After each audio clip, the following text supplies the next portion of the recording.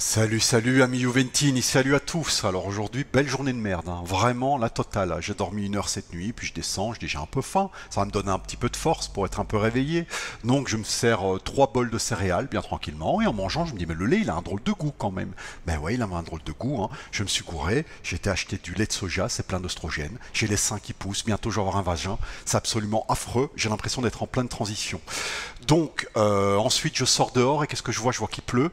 Et puis je vois que sur Tuttosport, l'administrateur délégué de la Juve, donc Arriva Bene, a fait une interview. On dit tiens, tiens, intéressant. On va voir un peu cette interview, on va voir ce qu'il dit. Je me dis, il va quand même donner 1 ou 2 bonnes nouvelles. Eh bien non, pas de bonnes nouvelles, que de la merde, du début à la fin. Et il m'a énervé encore plus. Donc ce qu'on va faire, c'est qu'on va le lire un peu ensemble, en tout cas le lire, je sais pas, mais en tout cas on va le survoler, et on va voir un peu tout ce qu'il a dit. Alors, il faut savoir que cette interview, il a duré 1 h 30. Pendant 1 h 30, il a été reçu dans les locaux de Tuttosport. Et là, il faut savoir que les journalistes, maintenant, c'est des supports publicitaires. Des journalistes qui disent ce qu'ils pensent, qui appuient là où ça fait mal, qui posent les bonnes questions. Non, ça n'existe plus. Il y en a 1 ou 2 par pays, comme par exemple en France, il y a Riolo, et peut-être 1 ou 2 en Italie. Mais généralement, un journaliste, c'est un lâche. C'est un mec qui a peur de perdre sa place, donc qu'est-ce qu'il fait? Il est gentil avec tout le monde, il pose pas les bonnes questions. Ou alors il est méchant avec les faibles, mais Arriva Bene c'est pas un faible, donc il était très gentil avec, il lui a bien léché les couilles, il est parti avec des couilles toutes propres. Alors le journaliste fait un préambule à l'interview. Alors le préambule, je vais vous lire un peu quelques passages de ce préambule. Ça, c'est le journaliste qui le dit, vers une Juventus gagnante et vers un G global, vers de nouveaux titres et de nouvelles batailles. Nous sommes émotion et divertissement. Concourir à plus haut niveau aide à rendre la marque mondiale. Dis donc. On a la sensation que la Juve est à l'aube d'une ère très similaire à celle commencée en 2011 avec le nouveau stade et conclue 11 ans après par 19 titres et 2 finales de Champions League. Alors en gros, dans la vraie vie, on a fait la pire saison depuis 11 ans. De Ligt demande à partir. On n'a pas gagné l'ombre d'un titre. On n'a même pas concouru pour gagner un titre. Mais on serait retourné en 2011 à l'aube d'une nouvelle ère. Alors, nous recommençons la saison avec un projet aussi ambitieux que clair. Alors, ambitieux, je veux bien croire qu'on essaye de faire bien les choses, mais clair, vous comprenez quelque chose, vous? Parce que moi je sais pas, Moi on m'a dit à 4 ans qu'on voulait devenir une société de divertissement, donc on vire Allegri pour prendre Pirlo et avant lui Sarri pour essayer de créer un jeu, pour essayer de devenir une équipe moderne, parce qu'on doit divertir les gens, puis tout d'un coup on change. Tout d'un coup on change, on prend Allegri. On prend un entraîneur archaïque du Moyen-Âge qui fait un jeu qui est tout sauf divertissant. Je veux dire, même les pros Allegri vont vous le dire, le jeu d'Allegri n'est pas divertissant. Tout le monde le sait ça. Donc, des incohérences comme ça. Ou alors, projet jeune, l'année dernière, on nous dit. Et qu'est-ce qu'on voit? Que sur le mercato de cette année, on n'achète que des trentenaires. Ou on veut acheter que des trentenaires. À part Zaniolo. Et heureusement qu'il est là. Donc, il est clair pour qui le projet petit journaliste? Pour toi? Parce que pour moi et pour tous les supporters de la Juve, il n'est pas clair. On ne comprend pas exactement. Parce que la Juve change d'avis tous les ans. Et là, on en arrive à l'interview d'Arriva Bene. Alors, interview sur 4 pages, absolument énorme, comme vous pouvez le voir. On lui a parlé un peu de tout, mais toujours dans le sens du poil. Faut pas choquer les gens. Faut vraiment être gentil avec tout le monde. Parce que voilà, t'es un petit journaliste et t'as peur pour ta place. Alors là, on lui pose quelques questions, Arriva Bene, mais lui, il s'en fiche des questions. Il répond ce qu'il a envie de répondre, en fait. Le journaliste vient avec ses questions, lui vient avec ses réponses. Alors il explique, on doit garder l'équipe au plus haut niveau. Il faut viser le plus haut possible. Mais on parle de la marque Juve. On parle d'une équipe soit gagnante, soit au moins compétitive. Alors moi, je veux bien, mais haut niveau en re-signant, par exemple, des Del Chilio.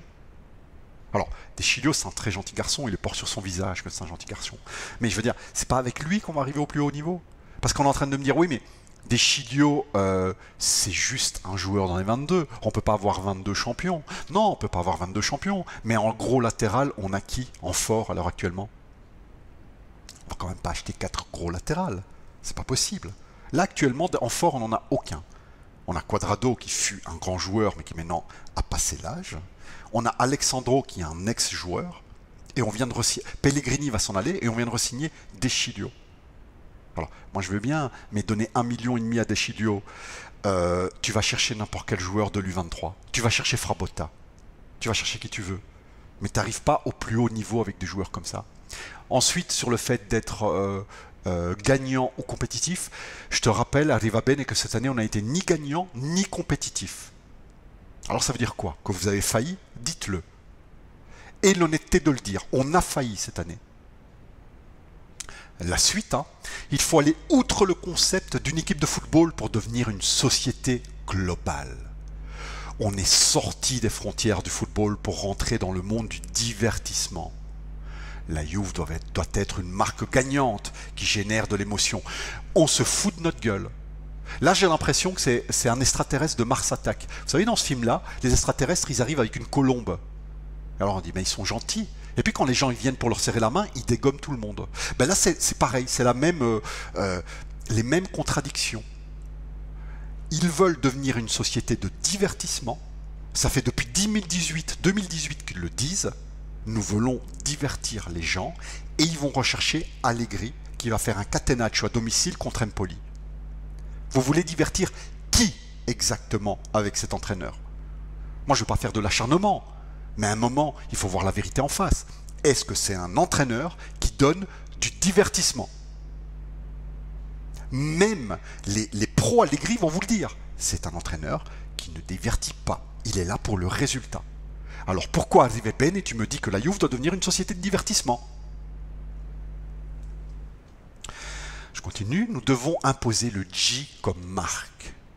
Nous devons avoir une équipe sur le terrain qui doit gagner et une équipe qui travaille pour conquérir le monde en tant que marque. Nous devons avoir un modèle de football à 360 degrés qui ne se base pas seulement sur le sportif. Alors moi je peux comprendre qu'il faut développer le brand, qu'il faut devenir quelque chose d'un peu plus global pour aussi divertir les gens qui avant et après le match. Mais le match ça doit être central. C'est-à-dire tout doit tourner autour du sportif, tout. D'abord diverti sur le terrain, et ensuite ça coulera de source. Les gens vont acheter les maillots, les gens viendront te voir au stade, les gens viendront au G-Hotel, les gens viendront au G-Restaurant. Ils viendront, les gens, automatiquement. À partir du moment où tu te divertis. À partir du moment où on se fait chier en regardant la Juve. Comment veux-tu être une marque? Ou alors tu veux faire une espèce de pyramide de Ponzi, c'est ça? Vendre du vide. C'est-à-dire vendre la marque Juve avec rien derrière. Sans football. Sans émotion. Sans divertissement. Je ne comprends pas. Ou alors j'ai peur de comprendre. Il prend les supporters pour des golems. Pour des moutons. Voilà. Vous devez acheter nos produits. Parce qu'on a un joli stade, parce qu'on a un joli hôtel. Ouais, mais moi je suis supporter de la Juve, je veux une jolie équipe aussi. Il y a moyen? Dans la mesure du possible, hein. Je ne suis pas un fou. Je n'ai pas demandé à la Juve qu'elle mette 300 millions sur le mercato, je sais très bien que ce n'est pas possible. Mais faire le mieux possible avec ce qu'on a.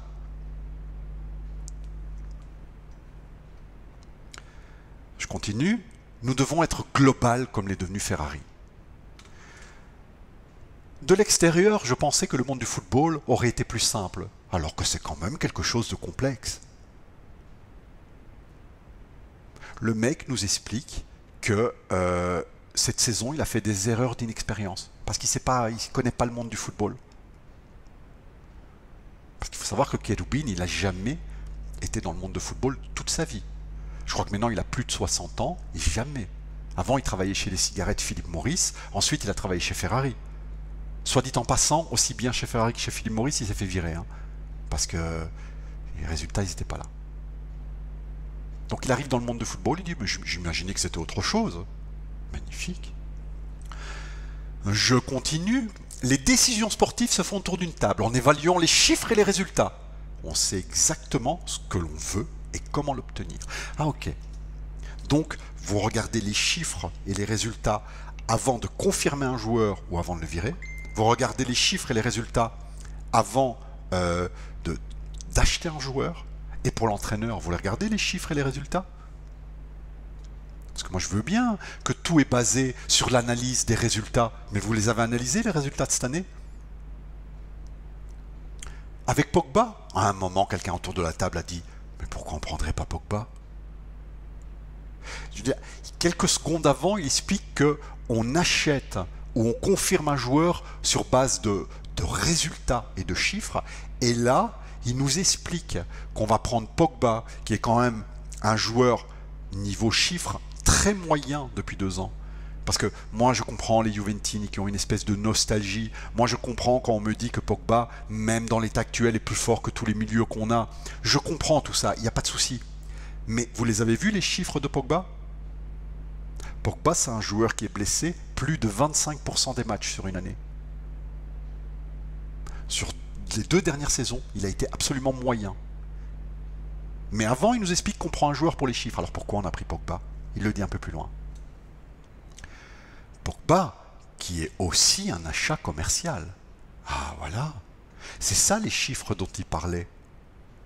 Il avoue à demi-mot qu'on a pris Pogba pour vendre des maillots, pas pour les performances sportives. Mais on est devenu qui? On est devenu l'Inter des années 90? On est devenu le PSG? On est devenu qui?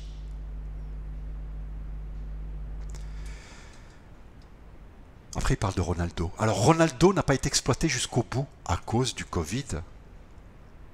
Pas à cause du fait que l'équipe n'était pas à la hauteur, non, non. Pas à cause d'un entraîneur dépassé, non. À cause du Covid. La Juventus est au-dessus de tous les joueurs. Bravo, je pense comme toi. Mais elle est au-dessus d'Allegri. Elle est au-dessus de l'orgueil du président qui ne veut pas le virer pour éviter de passer pour un abruti. Il est au-dessus de ça. Si renouveler un joueur peut devenir trop onéreux par rapport à son niveau technique, alors c'est merci, au revoir. Ok? Alors pourquoi avoir donné 4 ans de contrat et à 7 millions par an hors bonus à Allegri? Pourquoi? Explique-nous pourquoi.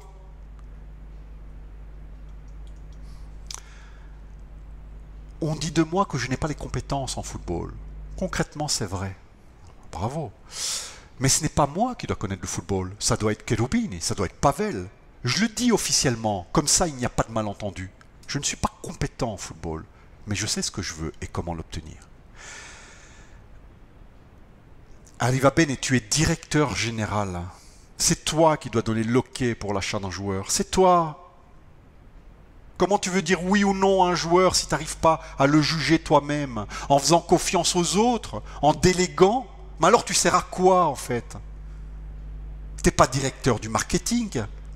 T'es pas juste là pour apporter des ventes de billets et faire un spectacle au G-Hotel et au G-Restaurant. T'es là aussi pour acheter et vendre un joueur après avoir reçu les conseils du directeur sportif et de Pavel Nedved. Comment tu peux juger si tu n'y connais rien en football? Maintenant que nous allons prendre des joueurs plus vieux, là, déjà il l'avoue, on va prendre des joueurs plus vieux. Ce n'est pas un changement de stratégie, hein. On a besoin de points de référence. Des gens comme Fagioli, Soulet et Miretti doivent avoir des champions qui leur apprennent le métier. Okay? Et l'entraîneur, il sert à quoi? Je ne sais pas. Moi, je vois par exemple un Guardiola, c'est lui qui apprend le métier aux jeunes. Il n'a pas besoin de joueurs de 35 ans qui leur apprennent comment jouer quand même. Il y a des préparateurs, il y a un entraîneur, il y a des tacticiens. C'est les plus vieux qui doivent faire le travail de l'entraîneur, apprendre le métier aux plus jeunes. Moi, je suis le premier à dire qu'une équipe full jeune ne gagne pas. Dans une équipe, il faut, dans un effectif de 22, 5 joueurs de 21, 20, 19, 22 ans dans ces environs-là, la plupart de l'effectif à 25-26 ans, et puis tu mets 3 trentenaires. Parce que c'est normal qu'ils doivent être encadrés. Mais là, à part Zaniolo, il n'y a que des vieux. On ne va acheter que des vieux. Le plus jeune, c'est Pogba, qui cette année, il va faire 30 ans. On va faire quoi dans 3 ans? Il faudra tout reconstruire, repartir du début. Et là, on va nous expliquer qu'on n'a pas d'argent. Le cycle est terminé.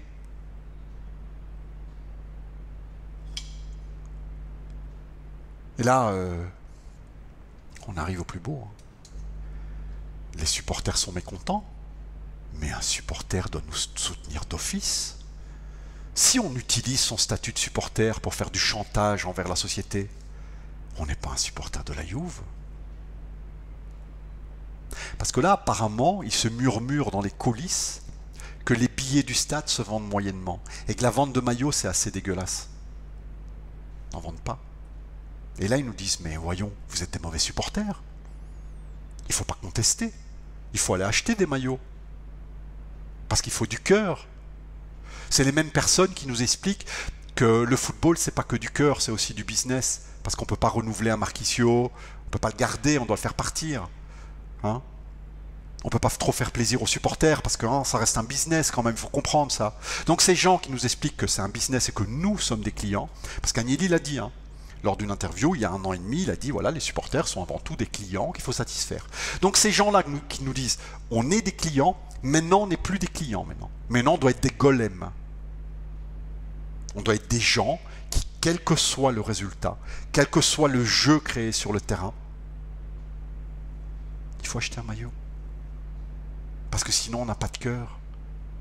Sinon on n'est pas des vrais supporters. Mais t'es qui toi, Arriva Bene? T'es qui toi? T'es l'administrateur de la Juve, je sais bien. Mais moi je suis supporter Juventino depuis ma naissance. Toi tu l'avoues toi-même que tu ne connais pas grand-chose en football. Tu l'avoues toi-même. Et tu viens et tu me donnes un permis de Juventinité. Tu donnes le permis, tu dis celui qui est supporter et celui qui ne l'est pas. Parce que vous faites de la merde. Tous, autant que vous êtes, vous faites de la merde. Et nous, on doit te donner 700 balles pour un abonnement au stade, ou alors 150 balles pour un maillot officiel, ou alors il faut payer la télévision, l'abonnement dans les chaînes privées pour pouvoir voir les matchs, parce que sinon on n'est pas des supporters. Tu sais, dans la vie, il n'y a pas de secret. Fais bien ton travail, fais bien tourner l'équipe, et comme magie, les gens viendront. Comme par magie, tu vas vendre des maillots. C'est pas fini, hein. Elle continue, dit, la société doit organiser un spectacle qui justifie le prix du billet. Le spectacle d'Allegri. Combien il vaut un billet avec Allegri? Ça justifie 60 balles? Jouer contre Empoli à domicile, jouer le 1-0, et à la fin du match, un entraîneur qui arrive arrogant devant les caméras qui dit « Si vous voulez du spectacle, allez au cirque ». Il n'y a pas comme une certaine contradiction, ce que toi tu dis et ce que ton entraîneur dit. Ton entraîneur, quand on lui parle de spectacle, il lève les yeux au ciel. À un moment, je dis, vous nous foutez de notre gueule. Je sais pas dire différemment. Il nous prend pour des cons, en fait. Alors, continue, hein. Nous devons amener les familles au stade. On préfère le bruit des enfants enthousiastes au tifo organisé. Des enfants enthousiastes. Moi, je prends un gosse de 8 ans. Je l'amène au Allianz Stadium pour voir la Juve. Pour voir la Juve d'Allegri. Je ne veux pas tourner autour du pot, mais je ne veux pas tourner en rond sur lui. Je ne veux pas m'acharner. Mais je montre ça à un enfant de 8 ans. Il prend son téléphone. Enfin, il prend mon téléphone et il joue à un jeu vidéo. Il ne regarde pas le match. À un moment, il s'endort. Et peut-être même, en s'endormant, il va peut-être crever. Il va peut-être mourir d'ennui. Voilà. Ou alors, il va te mordre à un moment. À un moment, il va dire pourquoi tu m'as amené ici? Il va te sauter à la gorge. Comment tu veux rendre les enfants enthousiastes avec le spectacle produit actuellement? J'ai l'impression, encore une fois, qu'ils nous donnent de la merde et ils nous disent « c'est bon, mangez-en ». Parce que si vous n'en mangez pas, vous êtes des mauvais supporters. Parce que si vous nous dites que vous n'aimez pas ce qu'on vous donne à manger, vous êtes des mauvais supporters. Et vous devez être enthousiaste. Et il faut des rires d'enfants. Et il faut acheter des maillots. Pas terminé, hein. Allegri devait gérer une équipe qu'il a trouvée et qu'il n'a pas construit lui-même.